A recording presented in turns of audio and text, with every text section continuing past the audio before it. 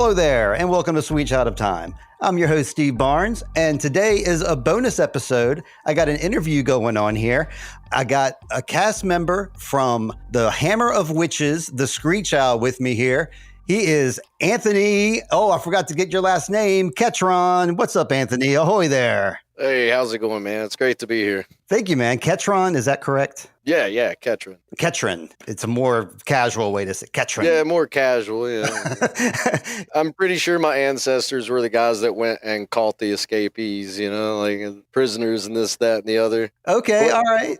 From everything I've seen on Air Heritage for the last name, that's pretty much all my family did was like law enforcement kind of stuff, man. It's crazy. Oh, interesting. I've never heard of I've never known anyone with your last name. I've never seen anyone. Are there any famous Ketrons I should know about? Around my area, they're everywhere. Okay. I don't even know if I'm related to any of them, is the funny thing.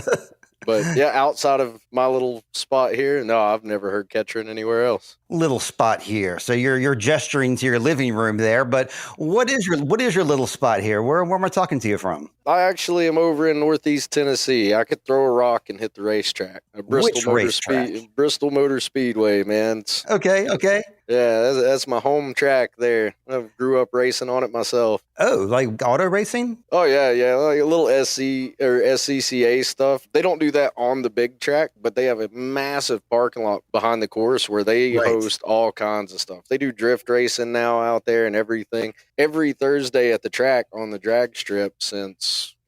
before I even started driving, they'd have something called Thursday night street fights. It allowed people to bring their cars off the road to race down the drag strip. And they did that to try to keep them off of the roads with all the other cars. Yeah, like regulation. Yeah, it's like, we got to give them a place. So by the time I started, driving and everything, my family was really into it. And we was racing anytime we could down. Yeah, we're kind of like identical here. I'm not identical, but you're to the southwest of me. I'm in Richmond, Virginia, and I could throw a rock and hit Richmond International Raceway over there. Yeah, that one's nice too. Yeah, same deal. There's like the main track, which is giant. There's the smaller track, just like you're saying. Mm-hmm. I've seen concerts out in the parking lot. Gwar, like our local Richmond band, played there during the pandemic, and we saw them there in the parking lot. It's actually the same place, the Raceway, is where we all went to all get the jab. Everybody went to the Raceway to do that, and it was nicely organized. So I don't know, they're doing good stuff with these race tracks instead of just racing cars around. Oh yeah, I know. Well, they call them a coliseum. I wish they would just let us fight already. No. Oh yeah, speaking of coliseums, Richmond International Raceway also has an arena, and this past year we've seen Primus and Mastodon, Coheed and Cambria, Lamb of God. That's cool. You said you had a local band called Gwar. Are they a Gwar cover band? Yeah. Say what now? I said, are they a Gwar cover band? No, I'm talking about Gwar themselves. They're from Richmond. I thought you said Gwar, like off a little bit. Are they from Richmond? Mm-hmm. Yep. Oh, I didn't know that. Well, okay, actually, I got a buddy that's a huge fan, but I didn't know. They're from Antarctica, actually. They're from outer space, and they came to Antarctica, and then they came to Richmond in the 80s during the drug crisis. That's how that all works out. But they're a local favorite here. Yeah. Semi-local from space. Yeah, I got it. Local to everyone on Earth, I suppose. Yeah, there you go. It's interesting that you're down there in Tennessee. I'm looking at a map right now because one of the centers I wanted to talk about with you is caves and caverns, because I'm looking at a map right now because we live along the same mountain line. So Appalachian, runs from Virginia. Just recently, I was in Blacksburg, which is really not that far away from where you're at. You said you're what, Tennessee now? Bristol. It's in the Northeast Tennessee, right where it meets Virginia. That's right. There's Bristol Caverns right there, Appalachian Caverns, which is close to Dixie Caverns. Yep. Appalachian Caverns is actually where we filmed a lot of the movie for the Hammer of Witches. That's how I met them. How did you know that was my next question? Lucky guess, I guess, man. Yeah. So I was going to ask you which caverns it was because I got my map pulled up here to look at them because I was wondering if it was, part of the same mountain trail, like mountain caverns that I'm familiar with. And it looks like it is. It could be. So what's the stretch there? You've been inside the cave, cavern. Yeah. I was an adventure tourist there for several years. I would take people down and get them off trail. I mean, there's 0.8 of a mile in the cave you could drive a 4-wheeler through. It's a pretty large cave, but once you get off path, there's I couldn't even, there's some spots I've only even been in once or twice. There's a lot of spots down in there, but the sad part about it is you'll hit dead ends and have to come back out. A lot of the chambers don't really connect into the other systems, or there's been cave-ins in sections where we can't go further in the past, who knows how many 100 years. But yeah, we'd take them down in there. The deepest that one of their off-path chutes would go was about 320, 325 feet below surface. And did you, like,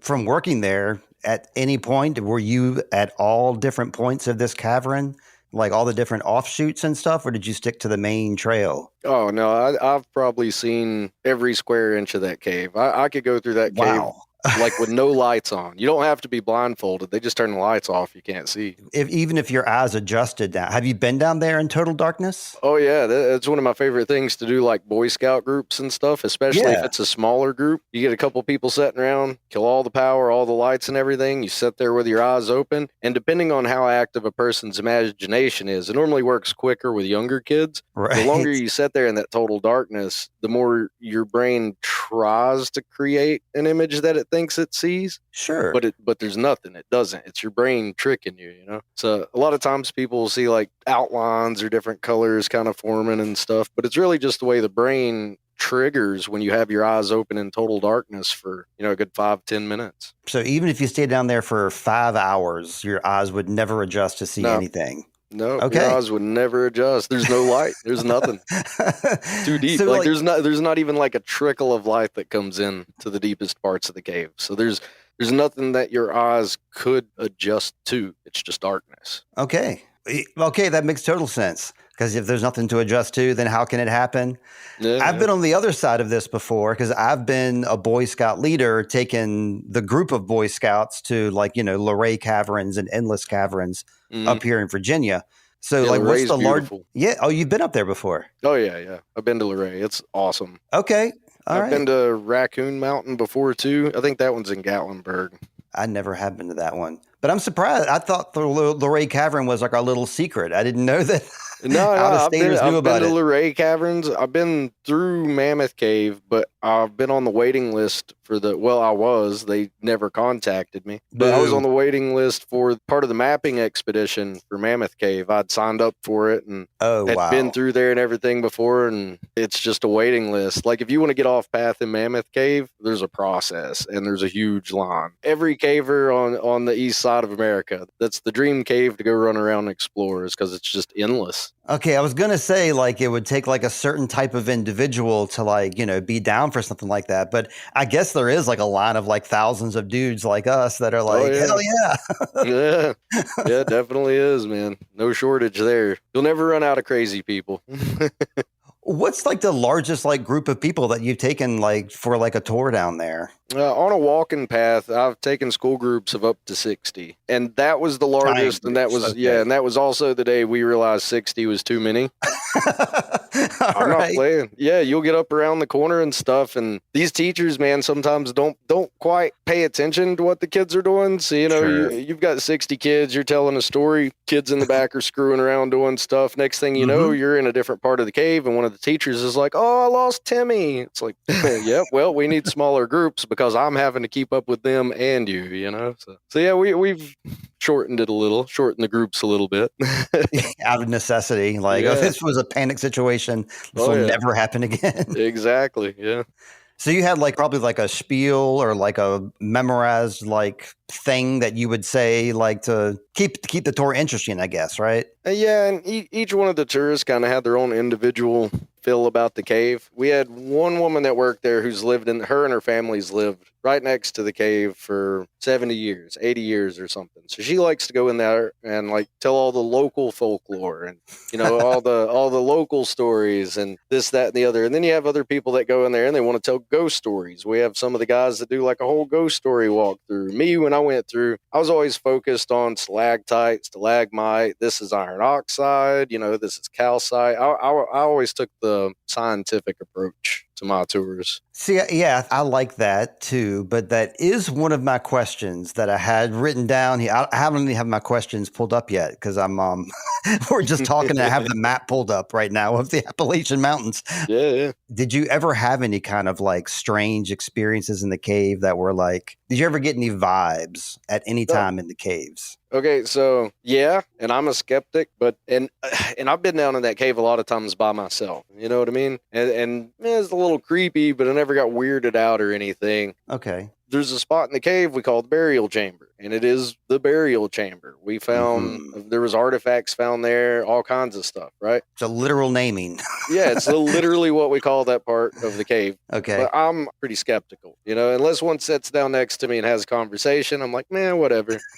And out of all the years I've done it, there was one year I was down there and it was just me and I was changing the lights because every now and then a light will blow. You have to go down there. We've got lights ran through the whole thing. So I'm down there and changing a light bulb and I don't know, man. It was like I could feel it just staring at me, something. I kind of looked around, checked everything out. Wasn't nothing there. I didn't think nothing about it. Well, then I took a few steps to go to the next light, and it was like I heard my footsteps double. And I know that cave. I know the echoes. I know what it sounds like on the gravel. And I jerked and turned around real quick, and I was like, all right, I'm just freaking myself out, whatever. Okay. I went and finished what I was doing through the cave. Well, after I was on my way back up, and after I got out of that room, I didn't feel weird. I had nothing. I was like, well, whatever. Okay, I was like, I can't good. believe I'm freaking myself out over nothing. I come back out of the cave and I'm coming through the burial chamber again, and I'm just, humming along, doing my thing, walking my way out of the cave, and I heard something that was like back behind one of the big columns. We've got a couple of big columns, and that's where a stalactite and stalagmite form.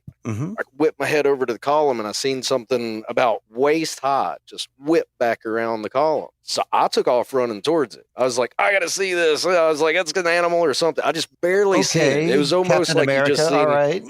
Oh, no, I can give you a Captain America story. I got a good one of those for you, too. So I kind of like run up to see. I was thinking it was groundhog, something else. I mean, we've even had to get deer out of the cave. You know what I mean? You're thinking critter. I'm thinking critter. I'm thinking like, an evil, like, I don't know, something, an evil like ghost. I said, I'm a skeptic. I seen something move. I'm like, okay, groundhog or something, I'm going to get this sucker. You're a realist. I get it. Yeah, so I take off towards it and come around the thing, and there was nothing there. And I was like, all right. I was like, and what's weird is the way it was, there was nowhere a groundhog could have like crawled up in or anything else. What I seen was too big to be a groundhog. Like I said, it was about waist high and it whipped around through there. And I was like, all right, whatever. Well, about the time I hit the trail and started walking back up the cave, the light that I had just changed the first time going down through there pops, just blows. Okay. And I was like, all right, I'm getting out of the cave today. I'll change that one in the morning. And I just walked out and never looked into it again. Oh, this is unresolved. So you're just assuming it was a rabbit or a gopher or some kind of critter. Yeah, but that's my own personal experience in there. Now, other people, they've had all kinds of stories. The campground right next to it, right? So on the campground next to it, I've had campers come to me before and be like, man, I had a big shadow thing walk up right beside of me next to the campfire. Like, I've heard some stories, but again, I'm a skeptic. But as far as local lore goes, and honestly quite a few experiences, yeah, there's definitely some activity, I guess. It's just like I said, until I get a real good look at one, I'm a bit of a skeptic. I believe the drones over Jersey are aliens before I believe that it was a ghost in the cave. You know what I mean? Like, okay, I mean, the ghosts in the cave make a lot more sense to me because it's like the burial ground, so you could have some souls there. I don't know. God, man, I hope that's not the case. I want my soul to not be here when I'm done. I hear that. That. A lot of people's like, what if there's just nothing? I'm like, I can relax a bit, I guess. Like, well, this podcast is Sweet Child of Time now, so we're going to talk about the end of times and the end of your time. So we're going to get extensional, I guess. Oh, nice. Not really. I don't like to go there generally.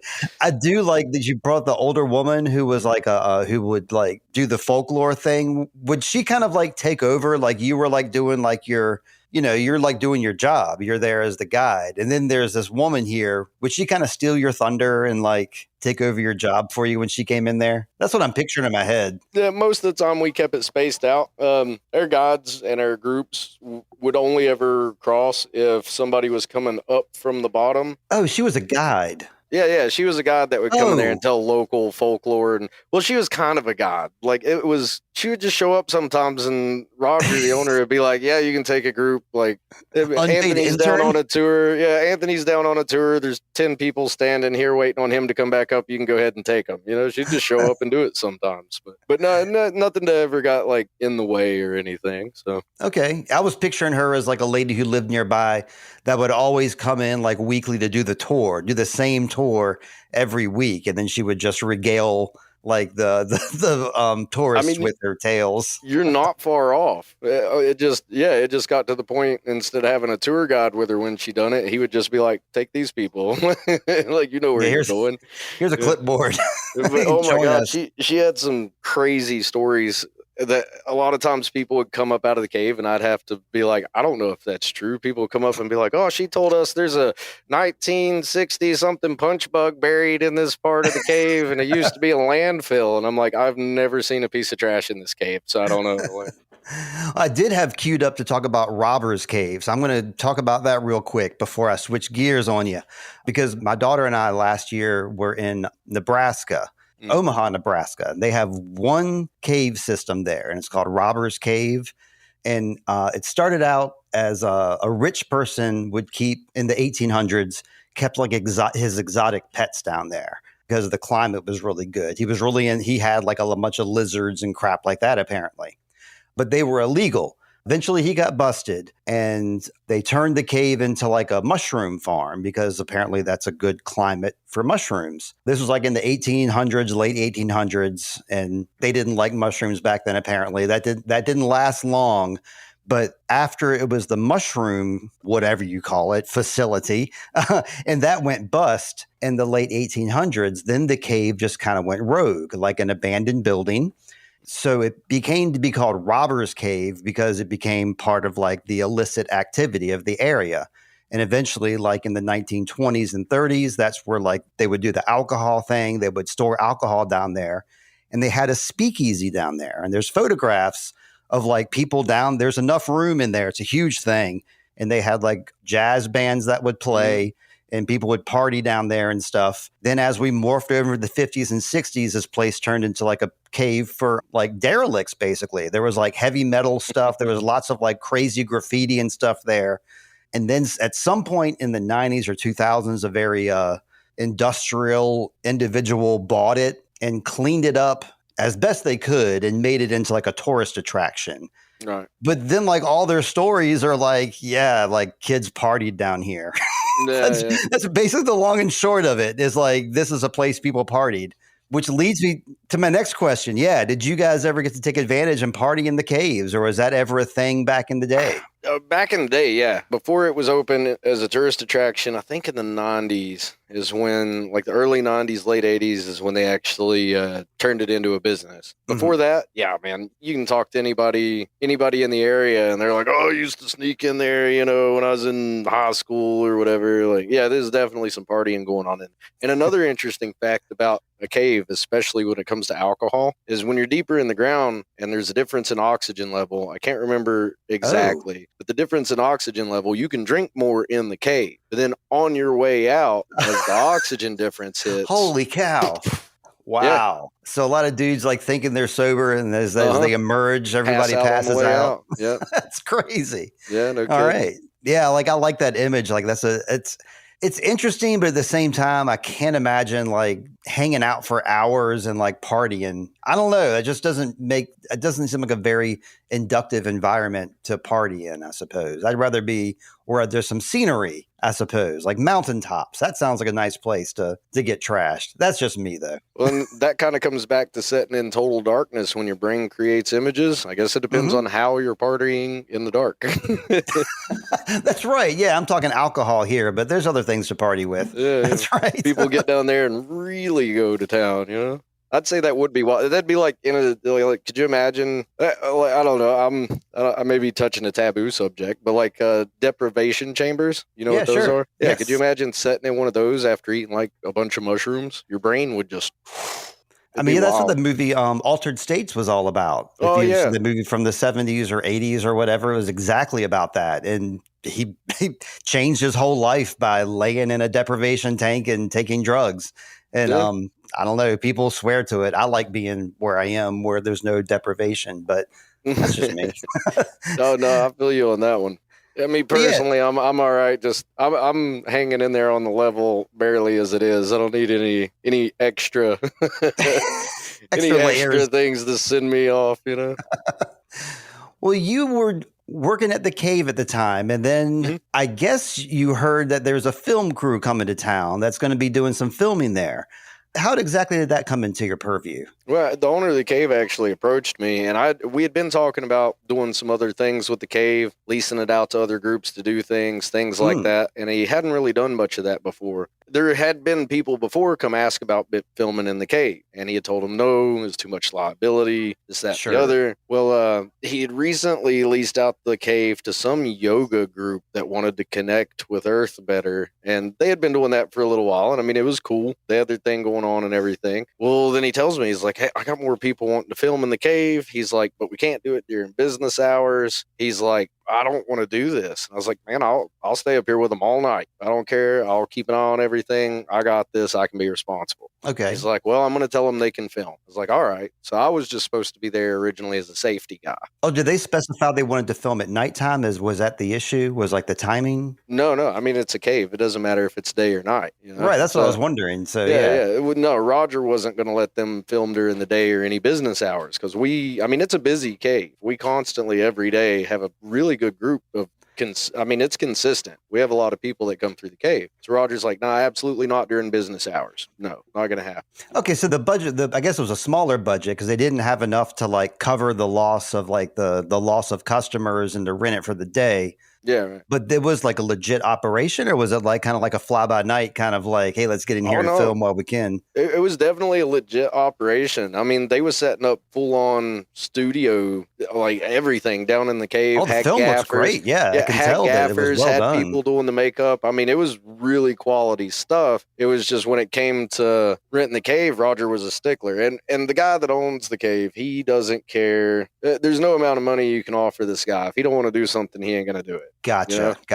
Okay. And he loves the cave. That's his life. And he said no. So I don't know if they made him another offer or not. He was just like, you're not filming during business hours, period. And I was like, look, man, I'll stay. I kind of negotiated on behalf of the movie people, and I don't think they even know that. I was like, dude, I'll stay up here with them all night. I think this will be cool. I think it'll be really neat. I want to see how it works. That was my job. We get in there sometimes 7, 8 p.m. And there was a couple of nights we didn't come out of the cave till like 2, 3 in the morning or later. Now you're talking like you're the night watchman or something, but you were not just watching them; you were on camera. So how did that occur? How did you actually get on camera and get a role here? That's what I'm really interested in. Yeah, and I really just kind of fell face first into it, almost literally. So we're down there, and they've got a stunt guy and everything, and he's setting up his rappel gear, and they shoot this really cool looking scene, and he's rappelling down out off of. We have a bridge that goes over the top, and he's got his rappel gear, hooked to it. But in the scene, you don't really see the bridge as much. He just looks like he's coming down out of the ether, Yeah. And the scene looked cool. They did a cut. They wanted to retake, and I think it may have been Cagney. I think it was Cagney, the producer, that was standing there. He's like, man, this would look so much cooler if we had another guy rappelling. And I was like, you want me to go get my gear? And he's like, I actually think I do have like a whole right nother place, right time. Yeah, he's like, I think I actually do have a whole nother, setup for one of the soldiers or whatever. And I was like, great, sure, I'll do it. And it fit? Yeah, well, I mean, it fit enough. It worked enough for the shots, And yeah. So we did the rappel scene again, and it came out even better, and they liked it and everything. And afterwards, we got to, just kind of sitting around bullshit and talking about everything. And he was talking about this character Zero that he's wanting to kind of, go further into depth on, not in this movie or maybe at another time, or maybe if he branches off and does something right, the whole series. There's a show and a movie right now. Yeah. Yeah. And I was like, I'm not doing nothing this week. I was like, if you want some help, man, I was like, if you need another soldier for the movie, I'm there. And he's like, yeah, let me talk to the guys and I'll let you know. I was like, all right, I'll see you tomorrow. Didn't think nothing about it. Just casual stuff. Yeah, just casual stuff. So I come back up there the next day. And he's like, all right, he's like, we're going to get this little bit filmed here in the cave today. He's like, and then we have to go film a bunch of other parts over at the dam in Elizabethton. Right. And there's a beautiful lake out there. It's a big dam. It's in the movie. It's awesome looking. He's like, I'm going to need scenes of like a lot of running and a lot of this and a lot of that. He's like, would you be able to do it, wear all the gear and everything else, wear the helmet? I was like, yeah, I'm on. Awesome. And the biggest problem we really had was at the time I had pretty long hair, and I had beads in it, everything else. Well, one of the problems we ran into with filming is every now and then you'd see my hair sticking out from the back of the helmet. And he's like, well, now I can't get nobody else to do this. He's like, or else we're going to have to try to figure out every scene. Wigs exist, but nobody else can do it. Well, his thought process is, well, now, we're going to see this all the time. Now my character Zero has a long hair now. Yeah. He's like, so I guess you're Zero now. He's like, so this is what I need you to do. And your cast is Zero. That's what your role is. And you have a line too, right? Yeah, one little line, yeah. It was I got him or something. I can't even remember now. I'd said 3 or 4 different things, but only one of them really made it into the movie. And yeah, I mean, they had me suit up, and it was mostly a bunch of physical stuff. And the only time you even see my face is at the very end of the movie when the soldier guys are all, taking their gear off to get back into the truck. Mm-hmm. And you see me there. But the rest of the time, every time you see me, I'm wearing the big witch hunter helmet. Yeah. Before I watched the movie and I saw like the cover of it, I was like, is that Anthony? Is that him? Like in that mask? But of course, it's like that main dude that's like doing all the talking. It's probably him under that mask. But that was my first thought. Knows? I was like, wow, he's front and center. Yeah, well, I mean, I don't know if that shot directly was when I was in the suit or not. Hey, take it. Yeah, I mean, I'll take the win. Like I did the same thing when I seen the original artwork come out for it. I was like, oh, it's like nice. I was like, that works, man. That artwork was really nice, and I'm surprised there's not a graphic novel because like just that one. There is. Oh, there is. There is a graphic novel. Okay, because I was like, it'd be perfect for that. And that one image, that artwork image you're talking about, looks total, image style. I'm about certain it was based off of a book because me and Alex has talked about it before. This is his baby. He knows everything about it. He's really got a passion for it, man. He's really looking to expand upon it. And that's actually what he's putting together now is he's trying to get all the funds and all the stuff in place to start filming again this year. I think he's going to film mostly in Asheville and come up here and film in my area in Bristol some more. But all right. I cannot remember the name of the book he was telling me, but he had told me that. And at some point, I don't even know if I could find that. He had sent me like one of the first things he had ever done on the Hammer the Witches, right? And it was just like a YouTube short. And he went from this little idea to expanding on it, and in the sense that, he's not one of these big giant production companies or anything else. He just took his passion and was able to keep going and keep going and keep going. And that's still what he's doing. He's going to push this story until he does get, Fox or somebody big to be like, okay, we want to buy this and make it a full production thing. And it's an admirable thing to have in your pocket is like a fully produced like feature film that's like made for the screen. It's a powerful tool to have, like to prove that you can go through with it and start to finish, And did you join like the Screen Actors Guild or anything, or did you sign any contracts to become like an actor or anything along those lines? I didn't. They told me I needed to because I did get paid, and they was like, well, you're now a paid actor. You can put that on your application. And they was even telling me, they was like, you can talk to the Actors Guild, this, that, and the other. And I went to a couple of local filmmaker meets in my area and talked to some people and got some information and stuff. But the direction my life was really headed and what I was really focused on, of course, was adventure tourism, because I was doing more than just the caves. I was a one-stop shop. Somebody could call me and be like, we want to camp in Tennessee, go whitewater rafting, horseback riding, caving all in one weekend. And and I had it lined up. And here you go. I'll be your guide through the whole thing. We're done, And it was really nice. It was really nice there for a while. But like I mentioned before, I had some health problems with my hip, and adventure tourism's kind of out the window. So I've really started looking back into signing with the Actors Guild and trying to get out there, maybe put in some auditions, stuff like that, just to see if it will expand anywhere. Because, why not, Pretend to be an adventure tour guide. That's right. And get paid to do that. Yeah, exactly. That's what I was already doing, Sweet Shot of Time is brought to you by Zencastr. Zencastr is the way we record Sweet Shot of Time. We hook up with our guests via video and we record it on audio. Recently, we've been doing video podcasts with the cast of Time Bandits. It's easy using Zencastr. You can record video or audio. You can also edit your podcast or your video via Zencastr. Join Zencastr using my promo code Sweet Child of Time and you can get 30% off Zencastr. If you're ready to start your podcast, it's time to share your story. Share it with Zencastr. That promo code once again, Sweet Child of Time at zencastr.com. Have you had any other like acting roles besides the Screech Owl? No, nothing to that extent. I mean, that was really awesome to see how the production worked, how the team came together. I mean, just seeing all aspects of it. Like I said, seeing the sound guy with the boom in his thing, like recording the cave quiet and stuff, and nothing to that extent ever. I've been on the news a few times. I was actually on the news 2 weeks ago. For what reason? Was there they interviewed me on one of their daytime shows. Cool. About the same thing I'm doing right now, huh? Well, they was interviewing me about the caverns specifically. Okay. But yeah, they just popped me on. I guess they needed a space to fill. And the cavern, of course, is a big part of the community around here. So they contacted them and was like, hey, we need to fill this space on a morning show. You know, could you or one of your people come in and, you know, do a little interview, tell us a little something. It was right before Christmas, and we did Christmas in the cave this year. So we decked it out Christmas lights, and it looks really cool when it's, you know, under a whole different lighting. Right on. Apparently, Roger, none of the new guys up there wanted to do it. Everybody was TV shy. And they called me and he's like, hey, man, we got this thing. You represent us and go on the news and, you know, try not to do what you normally do. And I was like, what does that mean? You know? Yeah, exactly. What is that exactly? They know that I can get pretty excited and passionate. And they also know that I knew it was live.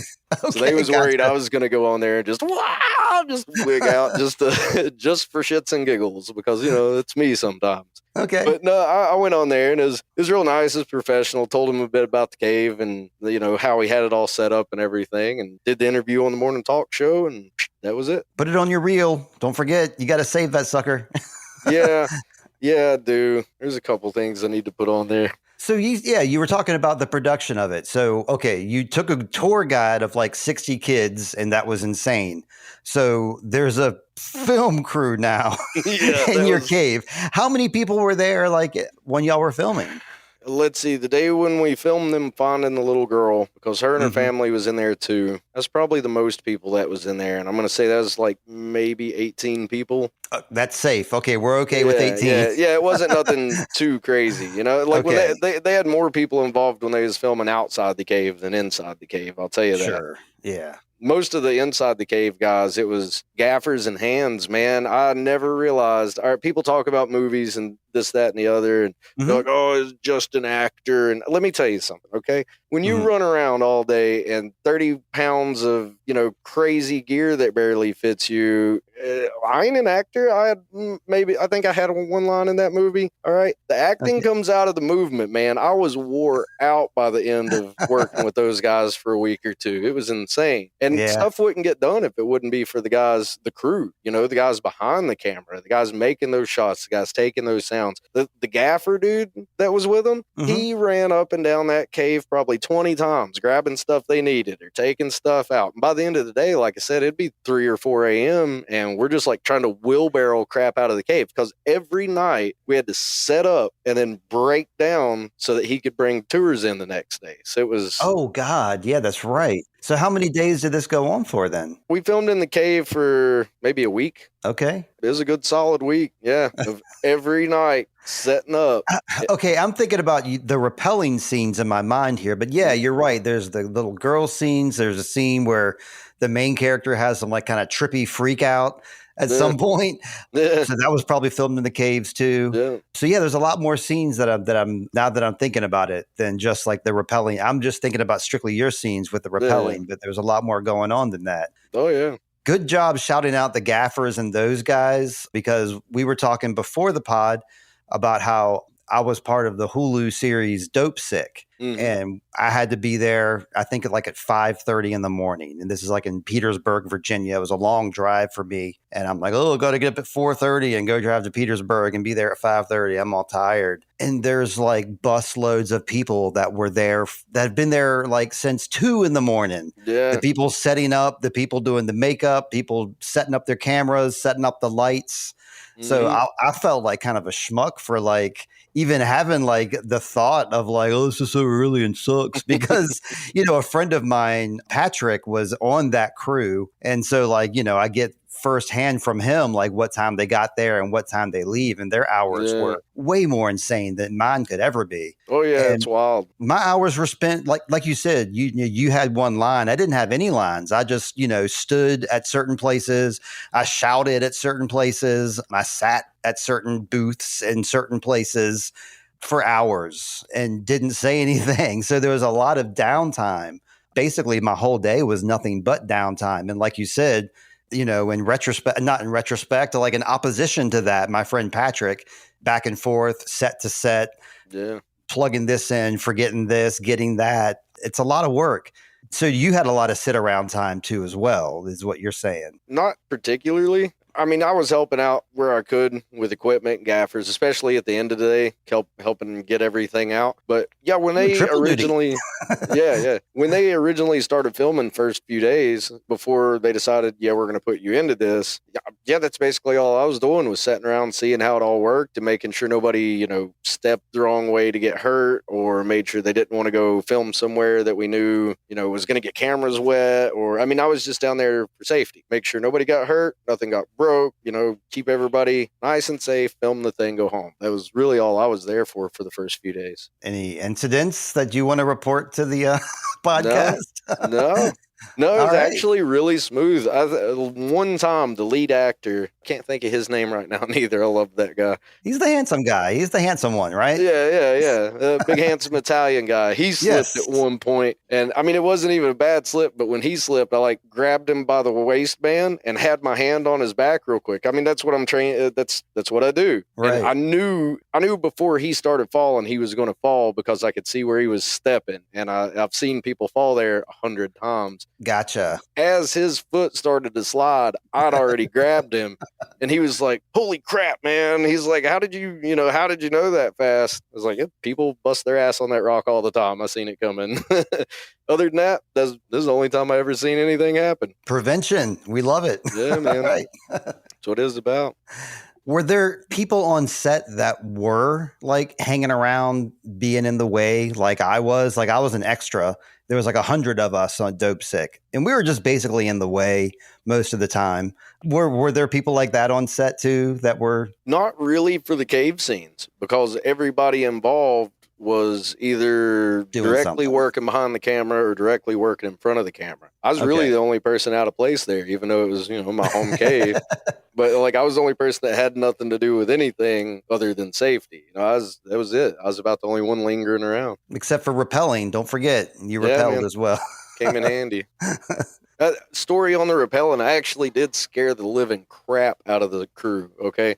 I will say this. During filming or during the set? During filming, yeah. And they actually had to cut the scene because their reactions for what I did, because they thought I'd screwed myself up. What I did was when I came down, my feet was on the ground on the rope, I unclipped the rope and I jumped and I slid down the hill, right? I jumped and slid straight combat slide on my legs down the hill a little ways, because where they was filming, I rappelled kind of here, right? And then when I landed, I knew I could slide down that hill right through the back of the shot. So as soon as I hit, I unclipped and I jumped off that rock and I slid, and all of them's like, "Oh!" because they thought I was falling or something, And then I stopped and I've got the gun. I'm like, "What are y'all screaming about?" He's like, "We thought you were actually falling or getting hurt, but it looked awesome on camera. Can you do that again? We have to retake because you could hear everybody yelling." I was going to ask if that was the take that they used, because you can see that in the film. Yeah. Well, I had to do it again because the first time I did it, I didn't tell them I was doing it. I was like, "Fuck it, this is my chance. I'm going to do something wild," That's not always a good idea, but it worked out in your favor. That's good. Yeah, well, I mean, you miss 100% of the shots you don't take, and I was like, "Man, this could really get me in front front of the camera, and it worked. Because after that, they were like, okay, this guy's fit. He's active. He knows how to do this stuff. He can clearly do crazy shit without hurting himself. Hey, you want in on this? And I was like, absolutely. I was like, yep. And yeah, Zero was born. Now you're Zero. Now you're part of the Hammer of Witches universe. Yeah, so man. Apparently, yeah, from what I hear from Alexander Paspa, maybe he'll come on the podcast in the future. Perhaps we'll see. Yeah. If you're listening, Mr. Paspa, you're welcome to come on. There's actually a chance that could happen too. It's fun. Like, it's not often that I just invite people like on mic to come on the podcast. So right. So this might actually happen. should start doing it. Ben Stiller, come on the podcast if you're listening. Wouldn't I'm sure you are. I want Jim Carrey. That's who I asked for with my Make-A-Wish, and they wouldn't let me see him. You believe that? Jim Carrey, you're welcome to come on Sweet Child of Time, talk to myself and Anthony. But yeah, Alexander is still working on the next series. Do you have any idea what it's called or when it's going to be starting filming? I'm not. He's been pretty secretive about it all. Of course. He kind of keeps me updated. He's been telling me, he's like, man, I think we're going to be ready to start filming it this year. And this of course, year is in 2025. Yeah. He's wanting to start filming this year. That's actually what he's been doing probably for the past, I'd say, year at least, is going around gauging interest, finding people who want to invest to make it a bigger story, you know? Okay. He's getting it all together now. Alexander, here you go. I got an idea for you. Scene 1. Fade in. Zero on a hospital bed. He had just finished getting a hip replacement. He says, "Boss, what can I do to get back in here? I want to hammer up some witches." Get them robot legs, man. I just wrote your first scene for you. There you go. There you go. But yeah, he's definitely been hammering down on it. I mean, he's going around getting everybody put together. We'll wait and see. We're in the waiting stage. But he hasn't told me too much other than he thinks this is going to be the year we start the rest of it. And I mean, I believe the guy. He's never given me reason to doubt him. So I can't wait. I was thinking that he might be on the podcast with you. And so I did a little research on him as well. And I saw a lot of humanitarian work he did recently in Asheville, North Carolina, which when they had the tragedy there, I was looking at it. I was, cyber stalking him as you might do on Facebook or Instagram. And I'm seeing lots of nice posts of him doing volunteer work and doing some rescue work. Yeah. And so, yeah, it looks like he's on the right path. So I hope more Hammer of Witches happens. And I personally want to see more Zero. That's my, me too, wish. Man. Me too. You never know, though. I mean, I hope I can do it. But if not, I just hope they give him the hair, Well, let's get to Sweet Child of Time stuff here. Now, my podcast, generally, we deal with time travel and anything related to time travel. Sometimes that could be music. It's not time travel, but it's time related. I always like to say that music is time related. So yeah, what kind of movies and TV shows are you into in general? I honestly can't tell you anything I don't like. Okay. You're a lover, not a hater. Yeah, I'm the same way with music. I like every genre of music. My Spotify auto DJ AI thing doesn't know what to do. He'll go from playing Beethoven to 50 Cent, and people look at me like I'm crazy if I've got it playing on the speaker. I'm like, look, I listen to everything. But I'm the same way with movies. Movies are just stories that people want to be told. I like to hear them. I like to hear stories. I like to see them. Even if they're bad movies, I'll watch them. What kind of genre is a good go-to genre for you, or what do you find yourself watching mostly? Recently, probably documentaries. Okay, yeah, that's solid. Movie or TV series documentaries. Either any documentary. I just watched one on Jerry Springer the other night. That came out on Netflix. I was like, I'll watch it. And before that one, I'd watched one on Vince McMahon. I'm not even into wrestling. I was never even into Jerry Springer, but I was like, I know these names. Let's see what's up. And then you watch the documentary, and it's like, holy shit, never expect some of the things. But outside of that, I'm a huge sci-fi nerd. I am. Okay. I've got Star Wars tattoo. So what's your Star Wars tattoo? Let me see it, and I can see if I can identify it. This will be a game. Okay. I'm seeing the symbol. That's not the rebel symbol, is it? No. Are you a rebel? Jedi Order. Oh, you're a Jedi. I'm a Jedi fan. Oh my gosh. Okay. So who's your favorite Jedi then? I don't have a favorite Jedi, but I have a favorite Sith Lord though. Okay, who's that? Revan, Darth Revan. Okay, that's none of the movies. Interesting. Yeah, Revan is absolutely my favorite story for any Sith guy ever. It's great. I'm not 100% familiar, but I'm glad that you have an interesting pick. I'm a Ventress man myself. I like Ventress and Darth Maul, of course. I mean, how can you go wrong with Darth Maul? So cool. Darth Maul is awesome. I really wish the newer Star Wars stuff would have expanded on. I mean, the old stuff was it was vicious. You know, it'd get you at your core. It seems like a lot of the new Disney stuff's just got a lot of a lighter note to it, I guess. Well, some of it does, but there's a nice variety out there of different Star Wars stuff. I'm not a huge fan of a lot of it, but I really did like. The name of it escapes me. Andor. The tone of that was really interesting. That one. That was pretty cool. Yeah. And I like the first couple seasons of The Mandalorian. And beyond that, there's not much that I do like, but I do like the fact that they're doing animated stuff, they're doing more goofy stuff, and they're doing like the more serious.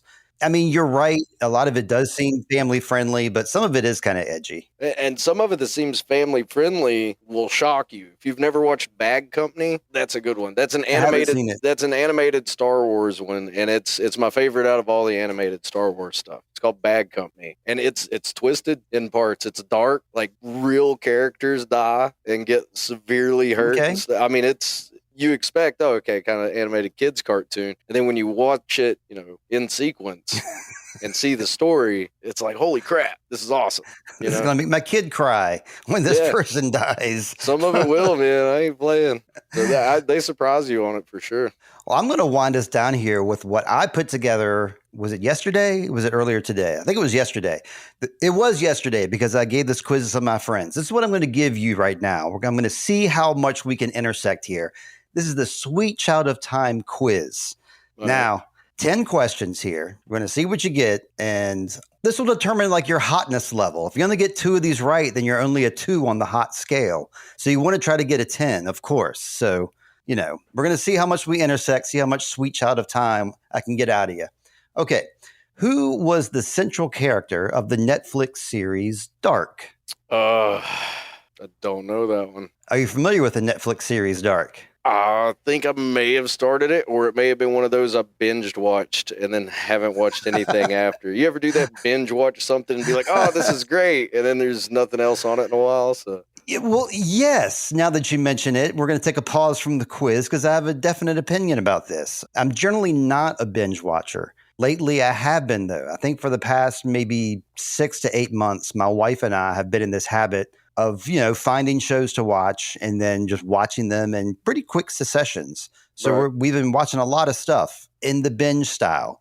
And I do forget it. Like, 4 shows down the line, I can't remember like any characters from the previous show that we watched. So I think that's a real detriment to it. The way I used to watch shows was watch an episode on Sunday and then rewatch it again on Tuesday or Wednesday, and then listen to a podcast about it, and then watch the new episode on the next Sunday. Yeah. Now it just all gets crammed at you, and your brain absorbs the information, and it goes away just as fast as you take it in.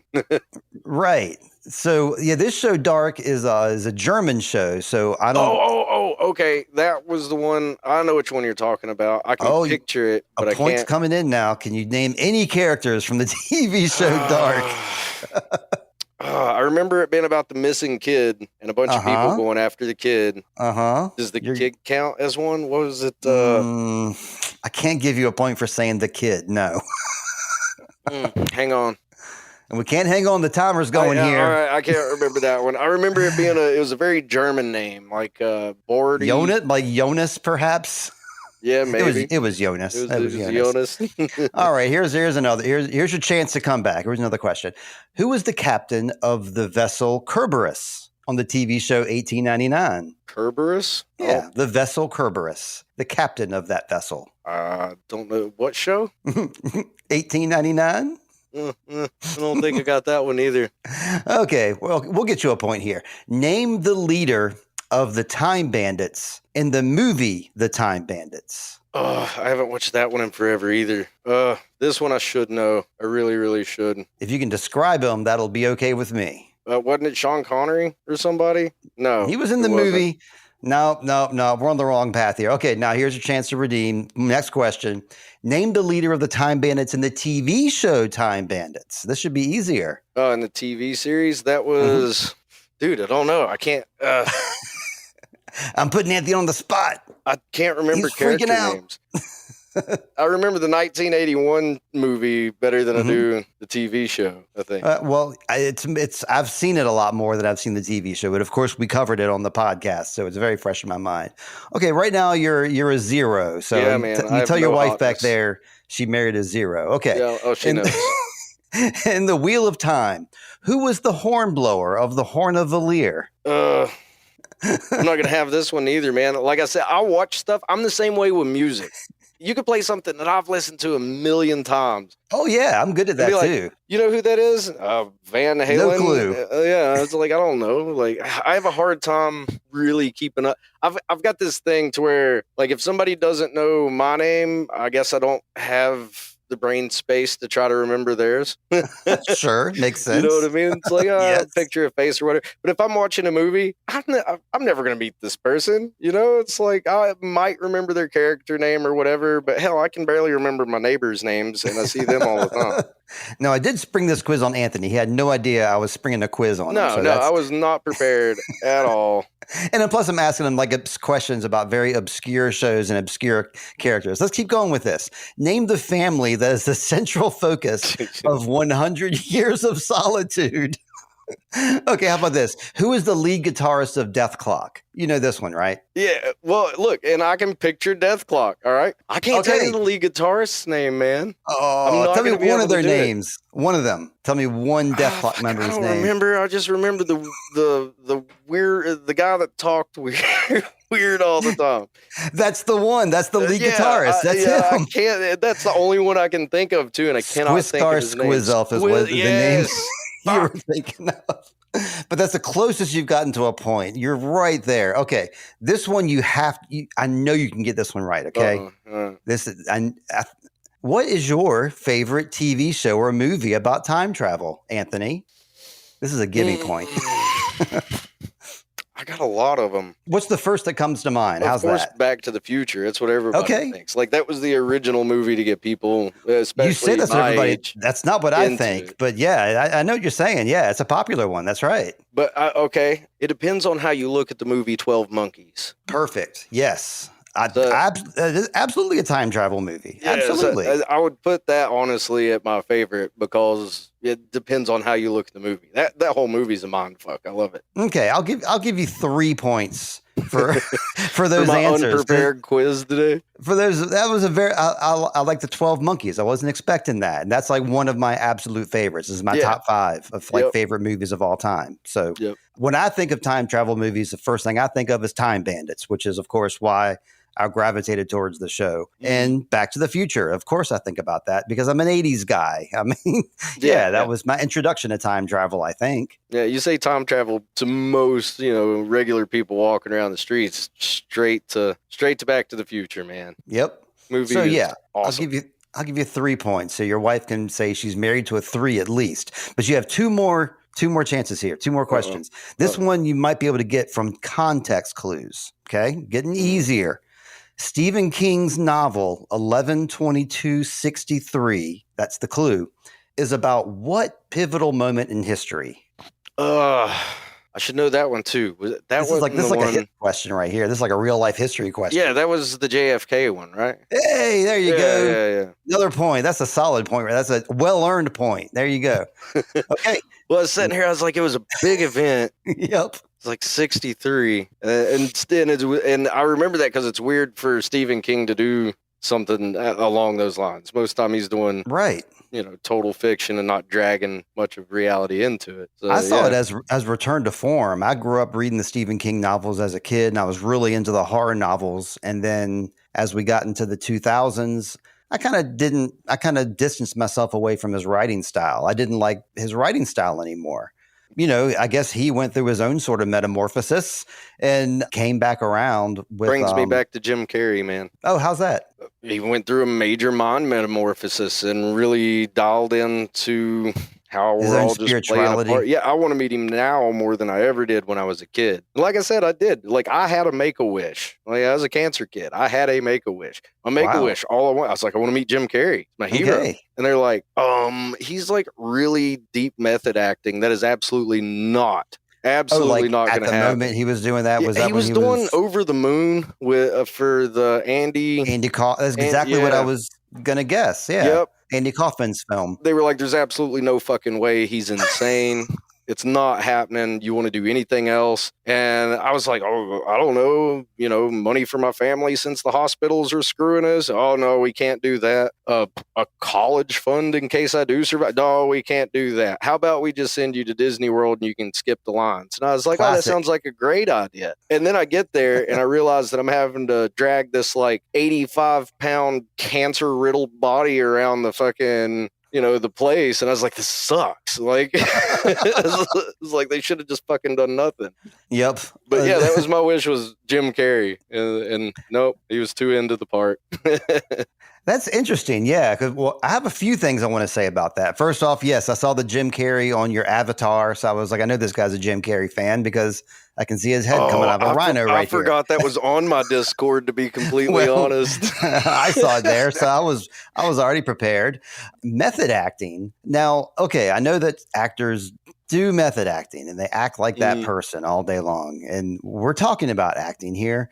Just recently, I think it was the Golden Globes. It was like Kieran McCulkin and what's his name? Anthony Strong, those two individuals who were on Succession. They are both like up for like best supporting actor. Right. I think it's Anthony Strong. I know it's Jeremy Strong. So Jeremy Strong is a method actor. And by all accounts, he was like a real jerk on set because he was playing a real jerky individual. And he distanced himself a lot from other people to do his acting and whatnot. And he's playing off with his brother, Kieran McCulkin, who's a completely different type of actor. He talks like you and I.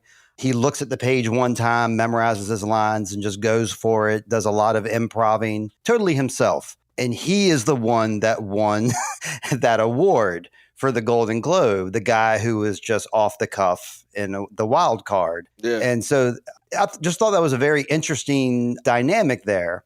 And it almost proves my point, which is my perspective, which I think acting comes from with acting is acting. And if you have to go through the process of being in the same character of that person all day in order to act, and that's your method, I don't know. That seems interesting to me. It seems fair enough, almost like a cheat card in a way. Let me counterpoint here. Okay? Yeah, please. I want you to. I'm all about people being able to turn it on and off. I am. But the method actors that get really into it, I admire that a bit because they can be so different from the person they really are. And sometimes it's hard to pull yourself back from. Kind of like, there's stories about the Heath Ledger thing, playing the Joker and this, that, and the other, where that was related. Sometimes it's hard to pull yourself back from that. So I do admire actors that can mentally go to that extent and pull themselves back. And I do admire actors that can act and learn and take the time. And I'm probably going to catch some shit from saying this, but the actors I can't stand are people like Mark Wahlberg. Absolutely. He plays he plays a good Boston guy, okay? Right. But when you put him in anything else, you could have put him in Gladiator. He's still going to be fucking Boston Rob from down the street, and it's he doesn't ever change who he is, and he's in every fucking thing. That I'm not a fan of. It's like, how can this guy be exactly the same tone, exactly the same pitch, never change anything, and they put him in all kinds of stuff. And the public loves it, and that's part of it, is like he gets the big paycheck for being that Boston character. Yeah. And that's what people expect of him, and that's like his brand. Yeah, it's wild. In my opinion, I mean, I'm no fan of Mark Wahlberg whatsoever on any range, but I will defend him on this level. And I should get a point for that. I would, yeah.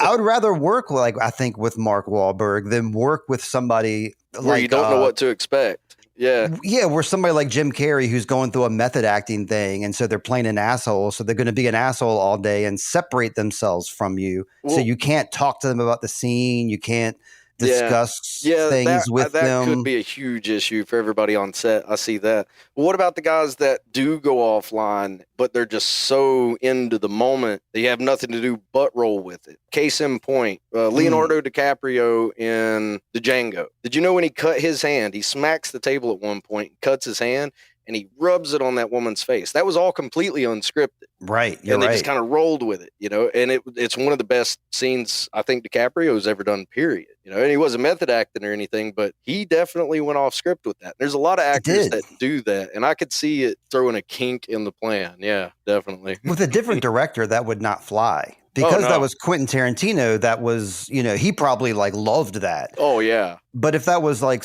a more serious director that was like had an image, that had a vision, that had a focus, or maybe they were just safety concerned. Like, what the hell are you doing? Yeah, get that blood off that woman's face. That's what I was surprised about. That is an uncut, continuing scene. Her reaction's real. Everybody's reaction's real. Nobody says a word, and they just let it keep rolling. Right. The first time you watch it, you don't think about it. But then after you know that was completely unscripted, and you watch it again, you can actually see the panic in the rest of the cast as he's going through this. And it was awesome. But yeah, I could see how people that get off script and do the wild card thing can definitely throw a hitch in things, because if it would have been like you said, a different movie, different director, it would have been stopped immediately. That's right. Yeah. Sometimes that's what it is. Sometimes it's what do you do in that situation? Do you stop a scene like that? If you're Quentin Tarantino, you don't. No. Obviously, you love the chaos. You roll with the chaos. It's almost like he encourages chaos, I believe. I'd say he does, yeah. Yeah. Oh, yeah. Before we get back to the last question on this quiz here, the Make-A-Wish. Yeah. I was going to kind of make fun of a little bit, I guess, their suggestion to send you to Disney, because that seems to be like I've been in not myself, but I've been around two other kids that were in Make-A-Wish situations. Mm-hmm. And in both situations, that's exactly what ended up happening. Is like them and their whole family went to Disney World, where like it's because the hospital milks them of all the money they can. And then they're like, okay, well, let's give you something. All right. But of course they can't give you your family back the fucking $2 million hospital bill. So if you pick literally anything else that's either slightly too expensive or slightly too inconvenient, we'll send you to Disney World. We already have a deal with them for this, so it's not going to cost anything, and it's going to look like we done something great. I'm not a fan of the Make-A-Wish Foundation. I do not put my money towards donate. Now, stuff like in Asheville, if I know where my donation is going directly, and I know the company, or even if it's just a third-party family down there asking for money, I'll send them money. Mm-hmm. I won't put donations into a big corporation like that. I refuse to, specifically because of that. You know how much money the Ronald McDonald House makes to help cancer kids? And then their answer to everything is discount Disney World. And most, and like I said, it was horrible. I'm 85 pounds just recovering from cancer, dragging myself around in the Florida heat for 3 days. Like, it was terrible. The worst, man. I guess they assume that like the average kid, that's like the dream. That's like a dream thing. Thanks to like that quarterback that one time, like when he won the Super Bowl and he said he's going to Disney World. Going to Disney World. Maybe that was a payola situation, but I don't know. Ever since then, that's been like the Make-A-Wish like destination for kids. And it is. It's because they've got a deal with Disney World. They get a discounted like crazy. I've seen Mark Wahlberg like holding hands with kids. I've seen kids get their real Make-A-Wishes. I know it happens. It does, but it has to be at a convenient time for the foundation that's doing it. If it's not convenient for them, or if it's too expensive for them, you're going to Disney World. And they kind of push you towards it. They super encourage it. They kind of corner you into Disney World. This individual that I know, yes, he was pushed that direction. I hate it, man. Like, of all the things that we're capable of now, conversations are a click away to anybody in the world. And they do that even today. It's worse today that they push kids towards Disney World, Disney World, Disney World. And like I said, it may sound great to the kid at the time, but once they get there, guess what? You don't get a different wish. There's no refunds, and you're going to hate it. It's just how it is. But you get the fast pass, so that makes up for everything. Dude, I'll tell you what I did when I was down there. I was grabbing other kids out of the line to follow me with my fast pass. Hell yeah, dude. That's the way to go. Man. I'd come up with that lane in fast pass and have like 15, 20 kids behind me and be like, we're all going. I'd sit there and argue with them until they let the whole Make-A-Wish group on there. Like, how old were you at this time? 14. Yeah. Oh, I was picturing you as like a much younger kid. 14 at 78 pounds. That's pretty intense. Yeah, it was. I mean, I was skin and bone, dude. It was bad. Yeah. I died 3 times in the hospital, like completely. Did you come back? Well, apparently. I wonder sometimes. I ain't playing, man. I'm like, I was saying about existential crisis. Yeah, we were talking earlier about this kind of thing. Yeah, if we actually exist here or not. And I think you do. It looks like it to me anyway. Well, I could be a figment of your imagination. You never know. I mean, yeah, you're on the screen, which is weird. It's like I try to touch you and it's just like this weird metal thing. Yeah, man. You never know. Last question. Which Power Rangers TV series did Sweet Child of Time cover? Just pick one. I was gonna have to say like the dinosaur series one. What was that one called? No, that's not a bad guess. We did Time Zone. We did the Time Zone one. Oh, that was a little later that was after the dinosaur ones. It was much later. It was a mid 2000s ones. I'm not a Power Ranger fan, but James, my co-host, is, and we do what we got to do. Hey guys, James here in the edit. We never did a time-focused Power Rangers anything on this show. Did it over on Mostly Speaking Sentai. Steve was never on that. He came on, I think, 5-man, so he couldn't even be confused with that. And I'm not a fan of Power Rangers. I'm a fan of Ninja Steel, that's it. And then I'm a fan of Super Sentai, completely different shows that just use some of the same footage. So, I don't know where Steve came. Like, technically, this was just a null and void question, okay? He did Anthony dirty. All right, back to the show. Toodaloos.